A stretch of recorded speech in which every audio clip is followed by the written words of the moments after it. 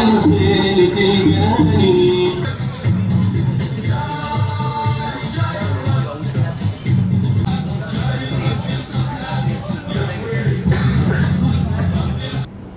en son duyduğumda 13 taneden bahsettiler. Kardeşlerim çünkü onlarını tanıyıp çünkü Selahaddin Eyyubi onlara en büyük darbeyi vurmuştu. İslam toplumunu nasıl eskisi gibi izzetli bir konuma getirebilir? Tekrar birleşmemesi için, tekrar bir araya gelmemesi için. Değerli Müslüman, biz neden bu konuma düştük? Neden bu hale düştük? Ve merhametin fecri sadıkını göster bize. Bismillahirrahmanirrahim.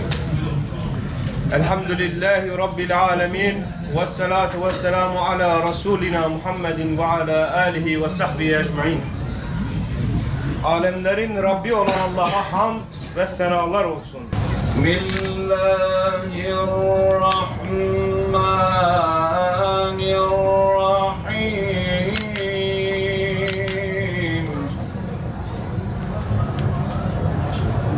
فَكَانَ عَاقِبَتُهُمَا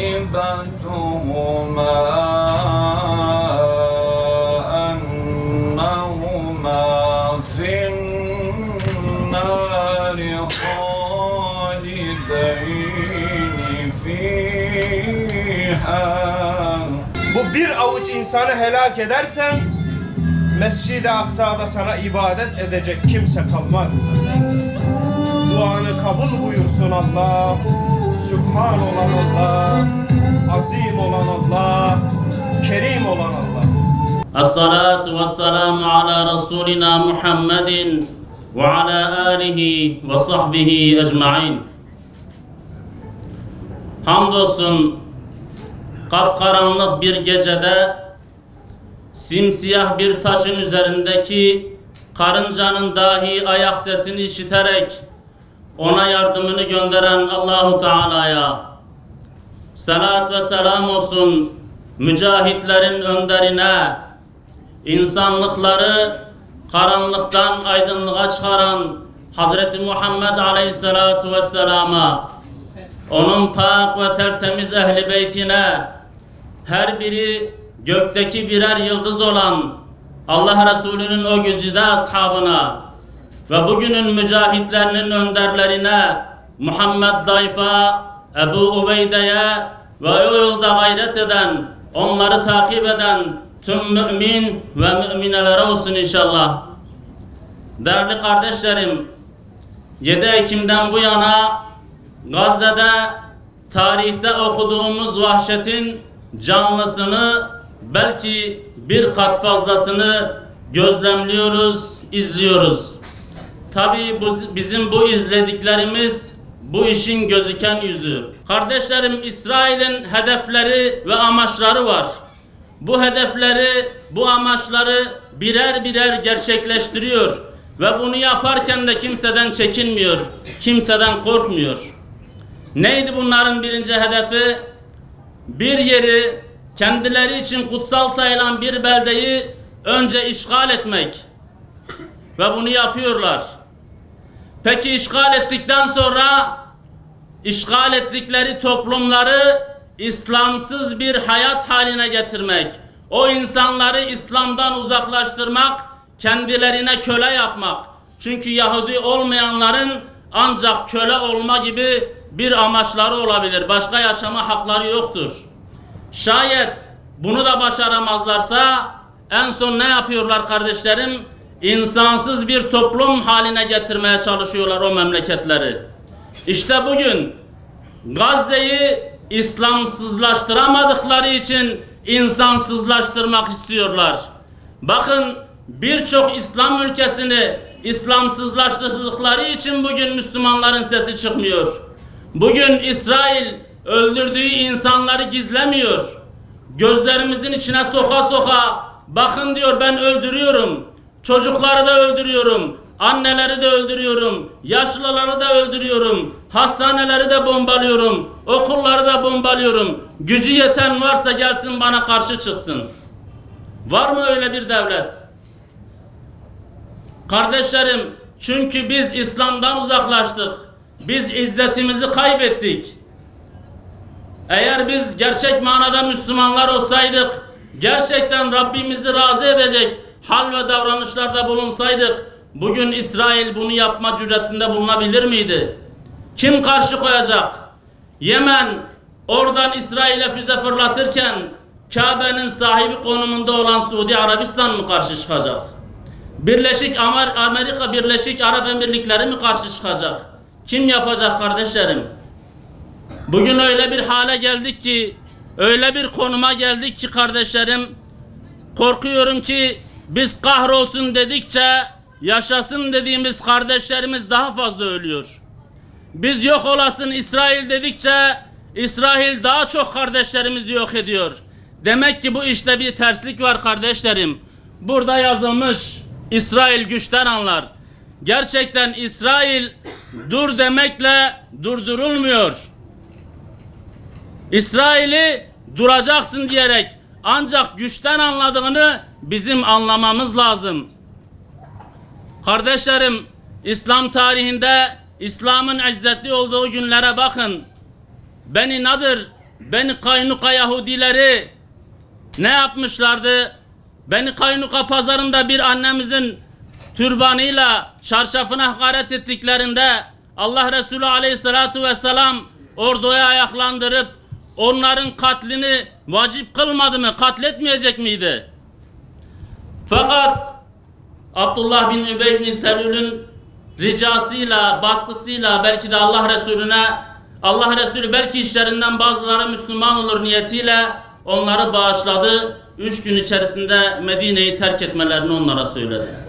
Kardeşlerim, İslam, Allah onlardan aldı o izzetli günlerini, onları rezil bir konuma getirdi, Müslümanları izzetli bir konuma getirdi.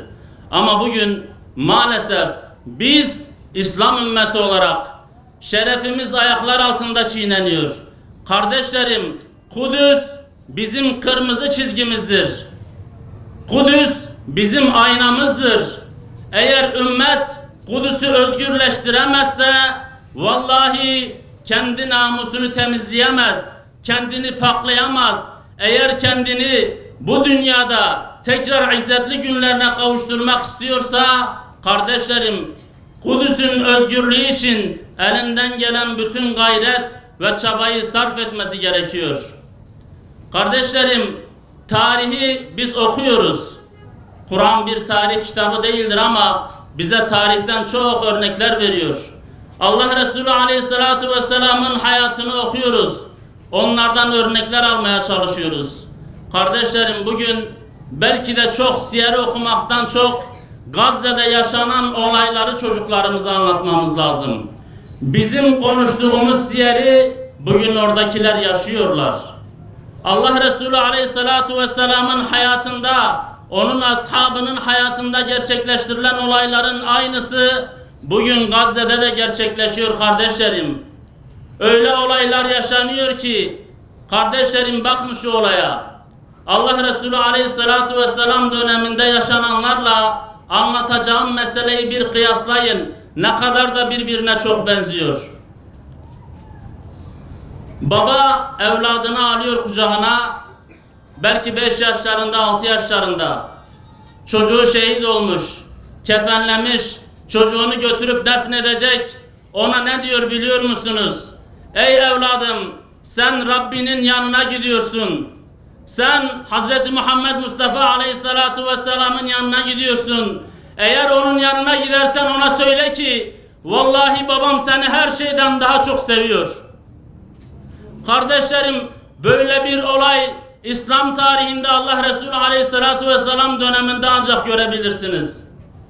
Bizler de söylüyoruz sevdiğimizi ama biz şu anda sadece bir iddiada bulunuyoruz. Şu an onu ispatlama gücümüz, ispatlayacak olaylar gerçekleştirilmedi belki de. Bizimki şu an sözden ibaret ama bugün Gazze'deki mücahitler bunu ispatlıyorlar. Hazreti Ömer radıyallahu anh Allah Resulü Aleyhisselatü Vesselam'a diyor ki ya Resulallah, seni nefsim hariç her şeyden daha çok seviyorum. Allah Resulü Aleyhisselatü Vesselam diyor ki ey Ömer, beni nefsinden de daha çok sevmedikçe gerçek manada iman etmiş olamazsın. Şimdi biz bu olayı kendi üzerinde bir düşünelim.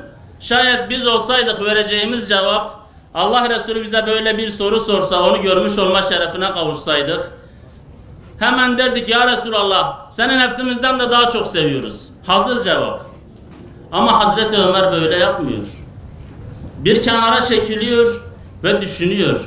Gerçekten diyor, ben Allah Resulü'nü seviyor muyum? Kendini muhasebeye çekiyor. Ve vicdanı tam kanaat getirdiğinde ya Resulallah geliyor diyor, ya Resulallah vallahi ben seni kendi nefsim de dahil her şeyden daha çok seviyorum.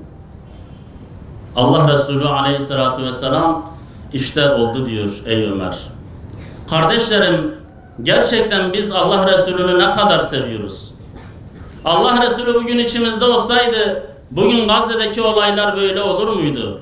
Veya biz onun sünnet-i seniyesine tam manada sarılsaydık bugün Müslümanlarla bu kadar alay edilir miydi? Ey iman edenlere, düşmanlarına karşı kuvvet verip galip getiren Filistin'deki kardeşlerimize en yakın zamanda şanlı bir zafer, apaçık bir fetih ihsan eyle.